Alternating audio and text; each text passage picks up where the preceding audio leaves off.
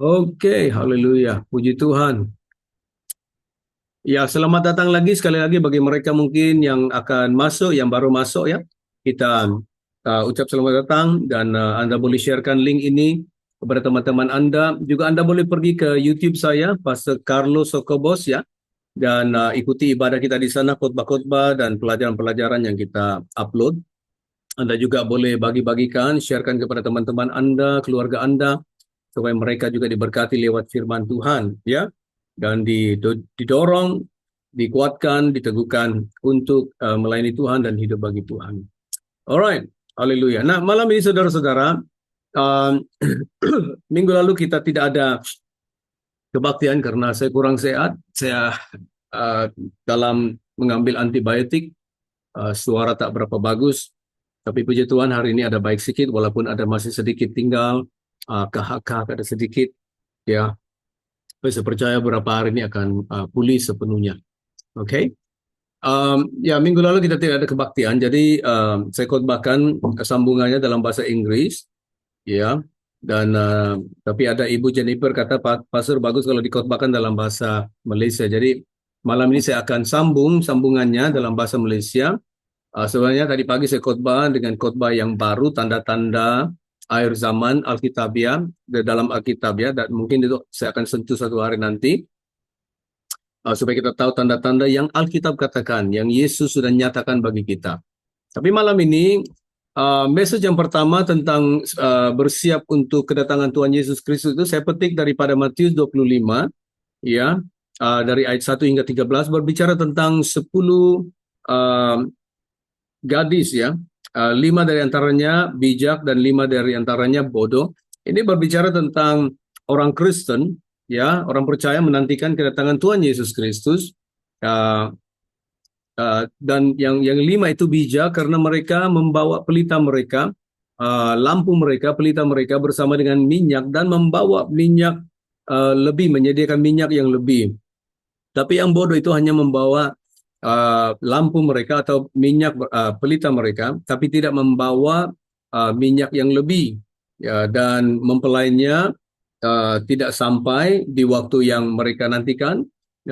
Dia lambat, tetapi dia datang juga. Jadi yang bodoh itu ketinggalan sehingga pintu tertutup dan mereka minta Tuhan untuk membuka pintu, tapi katanya aku tidak mengenal kamu. Jadi bagaimana kita bersiap, saudara-saudara? Karena penting untuk kita bersiap, karena kita melihat tanda-tanda hari ini begitu jelas bahwa kita berada di dalam zaman-zaman di mana kita boleh antisipasi kedatangan Yesus ataupun pengangkatan gereja. Yesus akan datang kembali, ya. Uh, Yesus akan datang 2 kali sebenarnya. Yang pertama, Yesus akan datang dan kita akan bertemu dengan Dia di awan-awan, menurut Tesalonika, bertemu dengan Yesus di awan-awan. Gereja akan diangkat. Orang Kristen sebenarnya, orang yang percaya, orang yang hidup bagi Tuhan, orang Kristen yang setia, yang hidup bagi Tuhan, yang lahir baru, akan diangkat, rapture, dan bertemu dengan Tuhan di awan-awan. Dan kita akan bersama dengan Tuhan Yesus di awan-awan. Um, Banyak scholar, banyak guru Alkitab yang menerjemahkan itu bagaimana. Ya, ada yang percaya kita akan terapung-apung di awan-awan selama 7 tahun karena kita akan berada di sana 7 tahun, ya, di awan-awan. Tapi mungkin saya tak tahu, barangkali di awan-awan itu karena kita juga berdiri di hadapan takhta pengadilan Yesus. Ya, menurut 2 Korintus 5 ayat 10, the bema seat of Christ or the judgment seat of Christ. So, barangkali kita di awan-awan bertemu dengan Yesus di awan-awan, tapi bukan sebenarnya kita berada di suatu tempat. Ya, saya tak tahu, barangkali itu Yerusalem baru yang sudah sedia untuk datang ke bumi. Mungkin kita akan berada di sana, ataupun kita berada di dalam rumah Tuhan, karena kita akan berdiri di hadapan takhta pengadilan Yesus. 2 Korintus 5:10. Dan Yesus akan datang kali kedua, menurut Wahyu 19, dan Yesus akan datang dan orang-orang kudus, maksudnya kita juga akan datang bersama dengan Yesus saat Yesus datang di dalam waktu Yerusalem dikepung dan ada peperangan Armageddon.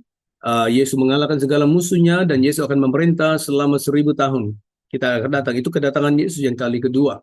Nah, itu akan terjadi. Tapi sebelum itu, saudara, pengangkatan akan terjadi.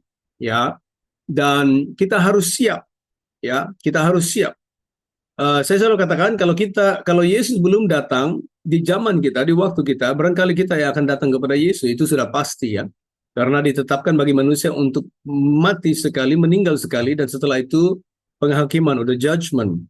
Nah, itu sudah pasti. Jadi sama ada Yesus akan datang di zaman kita, ataupun kita yang akan pergi kepada Yesus karena kita akan meninggal suatu hari nanti, yang pasti kita harus bersiap. We need to prepare. We need to prepare. Kita harus bersiap, saudara-saudara. Jadi ini yang saya mau bicarakan pada malam ini. Bagaimana kita bersiap? How to be ready. How to be ready.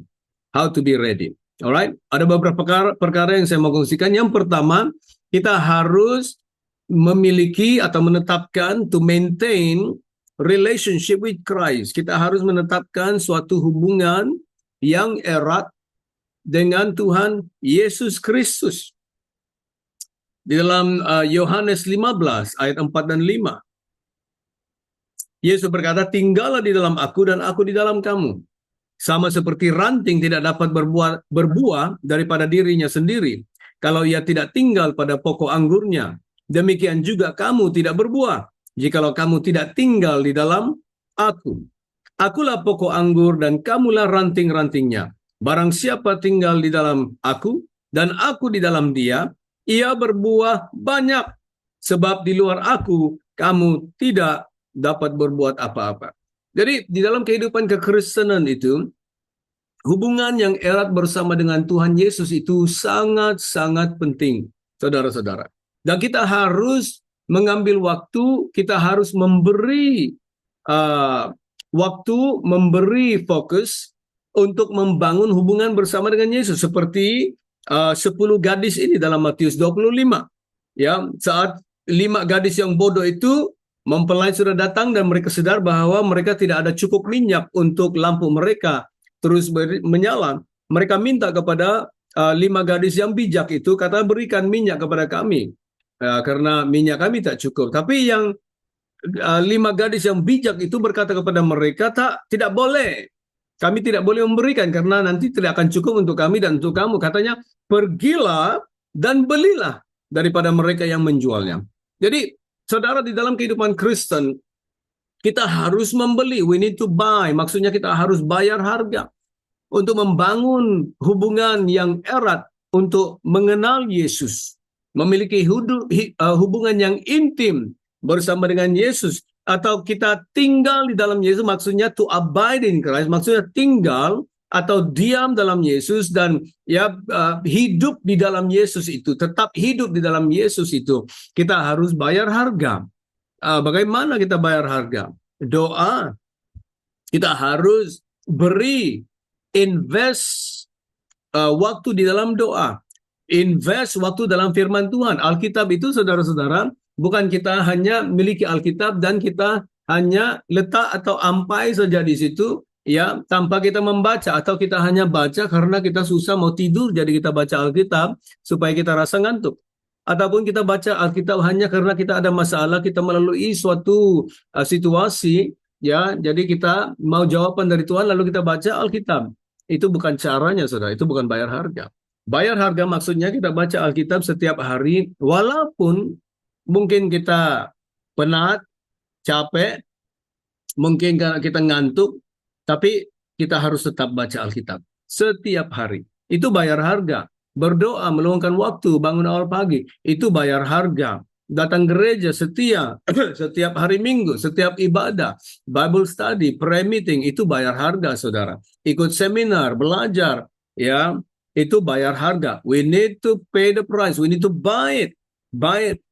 Itu cara kita membangun hubungan yang erat bersama dengan Yesus. Jadi kita harus pelihara, kita harus tetapkan, kembangkan hubungan kita bersama dengan Yesus dengan melakukan hal-hal ini, saudara-saudara.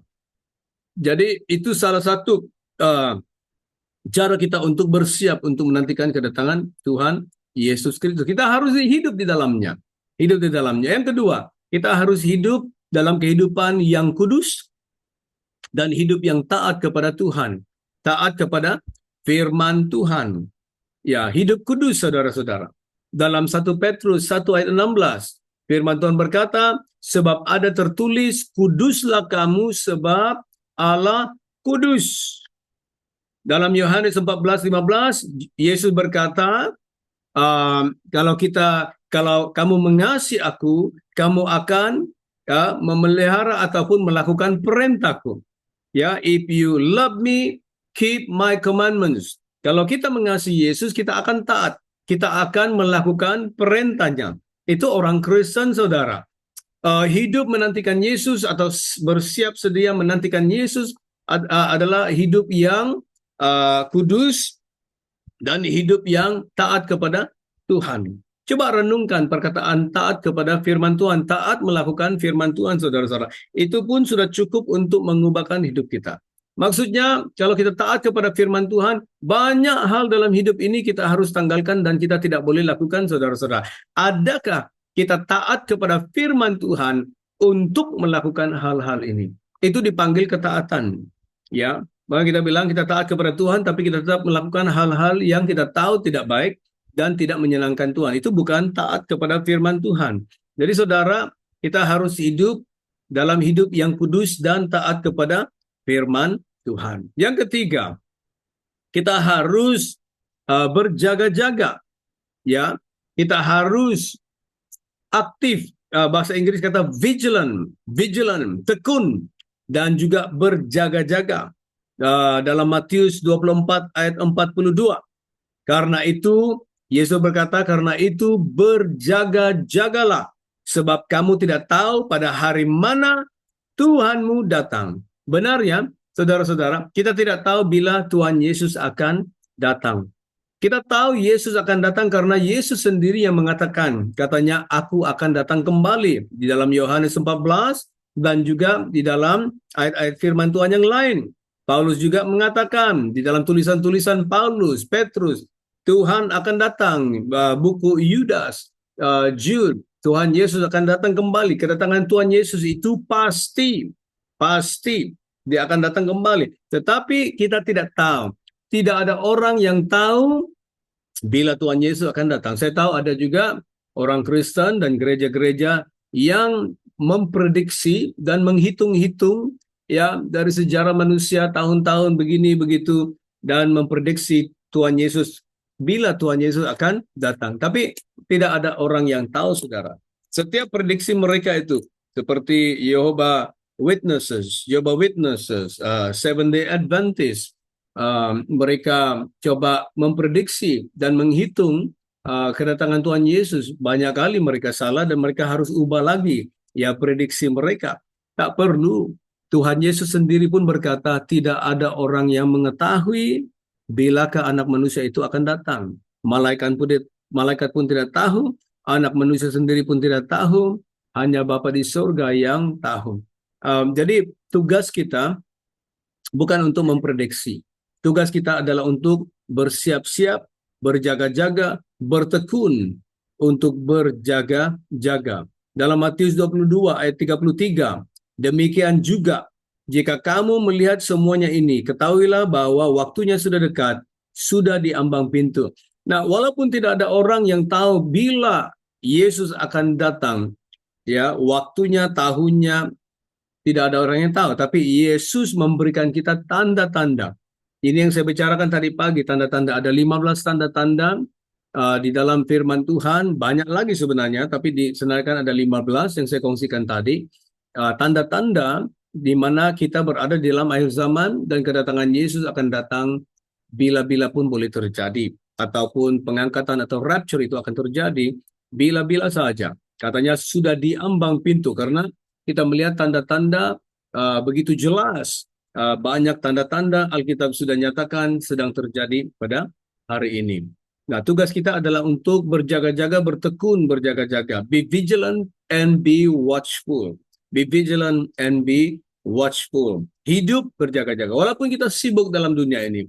Dan juga dunia akan menjadi seperti biasa. Setiap hari kita bangun pagi, pergi kerja, ya buat aktivitas kita setiap hari akan tetap sama saja. Hujan, panas, siang, malam, semuanya akan terjadi sama saja. Nah, walaupun itu saudara, hati kita harus tetap berada dalam Tuhan, di dalam sikap yang berjaga-jaga, menantikan Tuhan, antisipasi kedatangan Tuhan, mengharapkan kedatangan Tuhan karena Dia sudah mengatakan. Yang keempat, kita harus penuh dengan Roh Kudus. Penuh dengan Roh Kudus. Dalam Efesus 5:18 katanya, janganlah kamu mabuk oleh anggur ataupun janganlah kamu mabuk oleh minuman keras, karena minuman keras menimbulkan hawa nafsu. Tetapi hendaklah kamu penuh dengan Roh Kudus. Untuk penuh dengan Roh Kudus membuatkan kita begitu sadar akan pekerjaan hadirat Tuhan, pimpinan Tuhan, dorongan Tuhan dalam kehidupan kita. Kita merasa Tuhan dekat karena kehadiran Roh Kudus dalam kehidupan kita.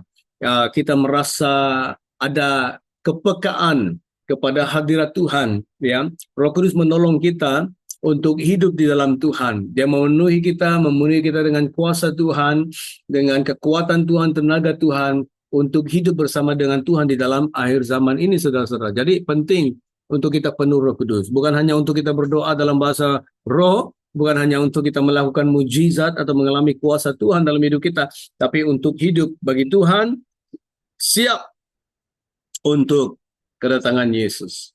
Yang kelima, kita harus tekun dalam iman. Persevere in faith. Persevere in faith. In faith. Dalam Matius 24 ayat 13. Tetapi orang yang bertahan sampai pada kesudahannya akan selamat. Jadi kita harus bertahan. Bagaimana? Kita harus teguh dalam iman. Jangan pandang enteng atau pandang rendah iman kita, saudara-saudara. Banyak orang Kristen menjadi lemah, kecewa, dan mereka tumbang, ya, saudara, dalam perjalanan mereka bersama dengan Tuhan Yesus. Karena masalah-masalah hidup, cabaran-cabaran hidup, ya, yang mereka lalui dan alami membuatkan mereka lemah. Dan mereka berkata, di mana Tuhan? Kenapa ini Tuhan terjadi? Tuhan, saya setia dengan Tuhan, saya pergi beribadah Tuhan, saya berdoa Tuhan, tapi kenapa masalah ini terjadi? Kenapa cabaran ini datang Tuhan? Mereka menjadi penat, mereka menjadi lelah dalam iman, sehingga mereka meninggalkan iman dan mereka tak peduli lagi iman mereka. Jangan, saudara, karena di sini katanya orang yang bertahan sampai pada kesudahannya akan selamat. Karena banyak orang yang tidak akan tahan. Di dalam Ibrani 2 ayat 1, katanya karena itu harus lebih teliti kita memperhatikan apa yang telah kita dengar, supaya kita jangan hanyut di bawah arus. Ini lagi satu, saudara. Apa yang kita dengar, firman Tuhan yang kita baca, firman Tuhan yang kita dengar, berita baik yang kita dengar, pekerjaan Tuhan yang kita sudah dengar, kita mengerti, kita pegang erat-erat, dan kita beri lebih teliti dan memperhatikannya dengan lebih teliti, ya, supaya kita tidak hanyut di bawah arus. Hari ini dunia ini, saudara, banyak memberi tawaran-tawaran dan membuatkan iman kita tergugat. Jangan kita sampai hanyut di bawah arus oleh tawaran dunia, arus oleh tawaran-tawaran setan, ya, dalam kehidupan kita. So, kita harus pegang iman kita. Yang keenam, kita harus melayani dengan setia di dalam kerajaan Tuhan. Salah satu cara untuk kita bertumbuh dalam Tuhan dan tetap di dalam Tuhan adalah melayani Tuhan. Kita harus melayani Tuhan. Kita harus melibatkan diri untuk melayani Tuhan. Di dalam gereja, dalam kehidupan Kristen, banyak bahagian di dalam pelayanan yang kita boleh libatkan diri. Banyak. Tanya diri kita, cari di manakah karunia kita, di mana kekuatan kita untuk melayani. Cari, saudara-saudara. Mungkin jadi dreba, ya, jadi supir gereja untuk angkut orang-orang atau anak-anak, ya, itu pun ministry. Untuk jadi usher barangkali, untuk jadi Sunday school teacher barangkali, ya, untuk menjadi pendoa barangkali, ya, melayani gereja, membersihkan gereja, datang ke gereja, apa saja yang boleh dilakukan, mungkin menjenguk ataupun pergi melayani, bersaksi, ya, bertemu, melayani counseling ke apa, banyak, saudara, kita boleh sebutkan, banyak, ya. Tapi harus melibatkan diri, kita harus setia melayani. Jangan hanya datang gereja hari Minggu saja. ya, dalam worship team barangkali, ya, banyak di dalam gereja yang kita boleh lakukan. Libatkan diri dalam pelayanan. Kita harus melayani, melibatkan diri dalam pelayanan, lakukan sesuatu bagi Tuhan, karena itu sangat penting. Ya, sementara kita sibuk dengan aktivitas seharian, kita melayani Tuhan, itu membuatkan kita dekat di dalam Tuhan, dan kita sentiasa siap untuk kedatangan Tuhan. Yang ketujuh, kita harus hidup dengan pandangan masa depan, ya, eternal perspective. Eternal perspective dalam Kolose 3 ayat 1 dan 2.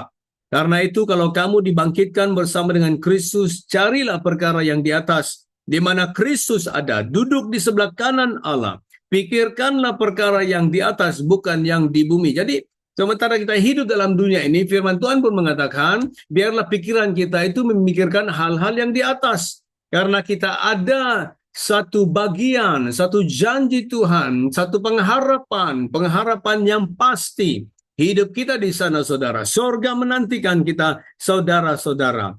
Titus 2:13. Dengan menantikan penggenapan pengharapan kita, yang penuh bahagia dan penyataan kemuliaan Allah, yang maha besar dan juru selamat kita, Yesus Kristus.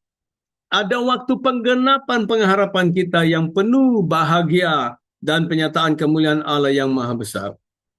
Itu surga. Tuhan sudah memberikan kita suatu pengharapan yang pasti. Surga itu milik kita, saudara-saudara.